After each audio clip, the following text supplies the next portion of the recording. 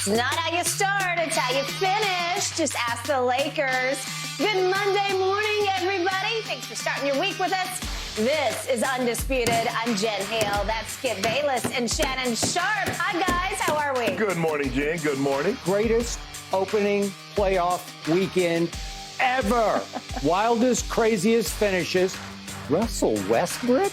Well, what was that about? I've never seen anything like it. Hey, sometimes you can't just look at the box score. Hey, well, I'm staring at the box score, and it's lying back to me. Exactly. Yes. That box score lied. Yeah. But I don't Lakers, though. How about them Lakers? I don't know. I think Skip might be wearing Lakers purple. Is that possible? Yeah. No, we don't want him. We don't want him over here. We don't want him. Put on some blue and red with Clippers. Let's start there, guys. Lakers stealing game one from the Grizzlies, thanks to LeBron. Anthony Davis, Rui Hachimura, and Austin Reaves, they all went for over 20 points. Lakers sparking a 15-0 run to close out the last 3 minutes of the game.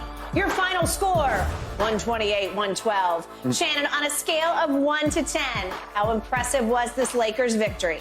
Well, Skip, if you talk about just the Lakers, I would say probably an 8. But if you say Rui Hachimura is a 50, Austin Reaves is a 15. And I only went 15 for Austin Reaves, Skip, because you're really not sure. If you go back the last 6 weeks of the season, he's been sensational. But you never know how a guy's going to perform in his first playoff game. He's in the starting lineup. He's being counted on heavily. They let him handle the ball an awful lot. It told me a lot yesterday about down the stretch, the guys got out of his way. LeBron said, oh, hey, AD, hey, do you? Rui Hachimura says LeBron he's been giving me a lot of confidence to take the shot, be more aggressive. And Skip, that's what I'm saying. If you're a leader of a team, you find out what buttons to push. And he says, it gave me a lot of confidence that they had confidence in me. Mm-hmm. It does. Having been an ex-professional athlete, hearing John tell me, man, you can be special. John really? Elway. John Elway. Mm-hmm. Really? I can be special? Yeah. I'm going to be counting on you. I'm going to look for you. And to have coaches call plays for you. Darvin Ham putting the ball in Austin Reeves' hand. So you're saying you were Austin Reeves? Close. I was. Yes.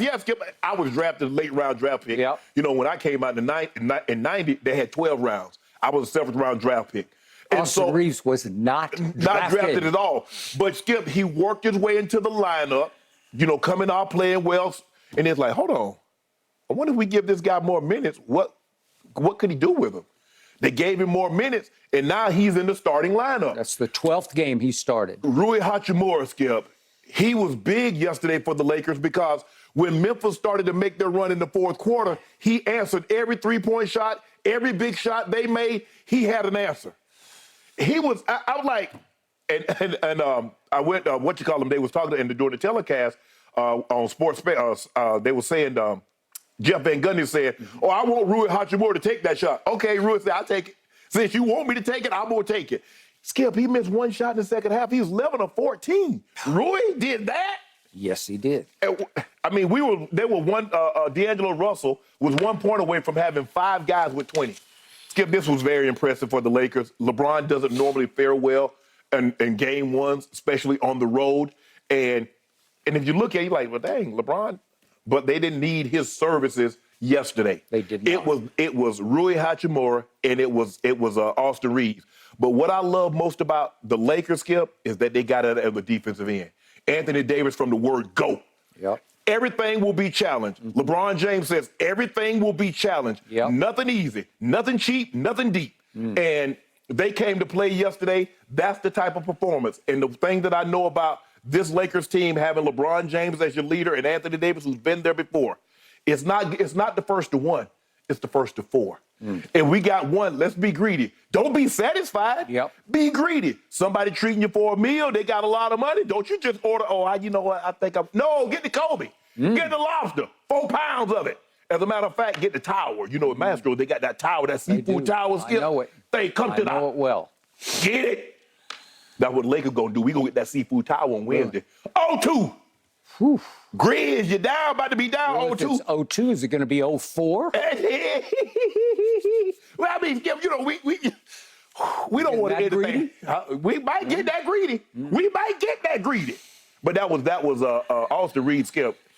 It's funny. It's like we don't even really mention the two big guns, AD and LeBron, because Rui and Austin Reaves, Skip, you said it, he's an undrafted free agent, and he gets the last 9 points. LeBron gives him the ball and stands on the wing. Mm-hmm. Anthony Davis don't do anything. Hey, he ain't calling for the ball. Austin Reaves said, I got this. I got this, fellas. He said, I'm him. Kobe in the Ozarks says, I'm him. I'm him with LeBron and AD on the court. You are him, young man. You are him. So you're going to an 8 for your Lakers. Yeah, I'll give them 8. I would give them a 10 for yesterday if LeBron hadn't been so, by his standards, ordinary yesterday. That was an ordinary, at best, LeBron James game, and I'm being nice about it because it was pretty ho-hum. It was pretty forgettable. It was a grand total of 5 assists and a grand total of 5 turnovers. That's no good for LeBron bleeping James. I don't really remember much about the game. I remember the chase down. We'll talk about that later on in the show. I remember a shot here or there. He missed his first 5 threes, and then he got a little hot, but he actually was riding the coattails of Hachimura. Boom, boom, boom, boom, boom, coming out of nowhere. Yeah. Okay, and before I get to Austin Reaves, I got to give props to Anthony Davis. I thought all was lost late in the second quarter. Man. And all of a sudden, I can't move my arm, he says right to the camera. Right. I can't move my arm. In my life, in all my years of watching all sports, I have never seen a player overreact more melodramatically to injuries than Anthony Davis. I think he's going to die every time he gets hurt. I think we need to call the ambulance for him. I think we need to read him his last rites because he is injured. No, he's not. Maybe he is learning to have a little higher pain threshold. And I'm talking about a psychological pain threshold because, as you know, you can tell yourself you're going to tough through it. You're going to be okay. I mean, every once in a while, you actually get injured and you cannot fight through it. But for so many of these AD injuries, they're always mysterious. It's some stress reaction in his foot. I don't know. He got a classic stinger. Something happened where his arm got yanked a little bit sideways, and he got a little bolt of pain down through his elbow, and he's like, oh, my God, I can't move my... You can't move your arm? And I'm thinking, that's it. Ball game over. Because he did come out and set a tone for you. Yeah, man. He was cranked. He did what you have been begging for him to do in a big road game 1 at Memphis against the villainous Grizzlies. He just came out and said, I'm better than any of you guys. I can take this game over. And he did wind up with 7 blocks. Yes. But the most beautiful thing he did of all, what saved the season was he came out after halftime and looked like, dare I say, Anthony Davis. He did. I didn't see any flinching. I didn't see any grimacing. I didn't see any wincing. I didn't see anything that indicated he even had an injury. And he seemed to be 100% okay. But to your point, he really wasn't needed down the stretch of the game. So now back to the centerpiece of all this. The Japanese Jordan? No, I'm talking about the Kobe of the Ozarks. And I'll give you Hachimura. But on Hachimura, allow me to address that quickly. I told you the day they acquired him, which was a little before the trade deadline, it was like the first salvo. I said, I've always liked him. He plays with force. He's got an NBA body. He does what he does. He and Austin share one quality. They are completely fearless. He'll just keep shooting. And sometimes Hachimura just starts to shoot. And I'm like, I don't know about that one. And he'll make it. And sometimes he doesn't make them. He'll run hot and cold. But you know and I know what can happen with this team. I'm going to say it again. Rob Pelinka was the executive of the year because he made so many big little moves at the trade deadline. And he got you out from under Russell Westbrook. And we're going to talk about Russ in just a few minutes here in our next topic. But the point is, he got out from under when I didn't, and you did not think it was possible. Nope. He got out from under Pat Bev when he should have. In the end, he got so many nice little pieces that, hey, if Rui isn't hot in game 2, watch Malik Beasley come in and make 4 or 5 threes. I hope so. Watch D'Lo make 4 or 5 threes because he's highly capable, and he did lead you in assists yesterday with 7, right? Watch Schroeder come off the bench and make 4 or 5 threes because he's highly capable. You know it, and I know it. There are way more buttons to push for this team. I love this team, but I told you that from the trade deadline on. This team is positioned to go win the West if they can get past Phoenix. We're about to talk about Phoenix and their struggles at home in Game 1. It was just one game. But the point is, now we get to Austin Reaves.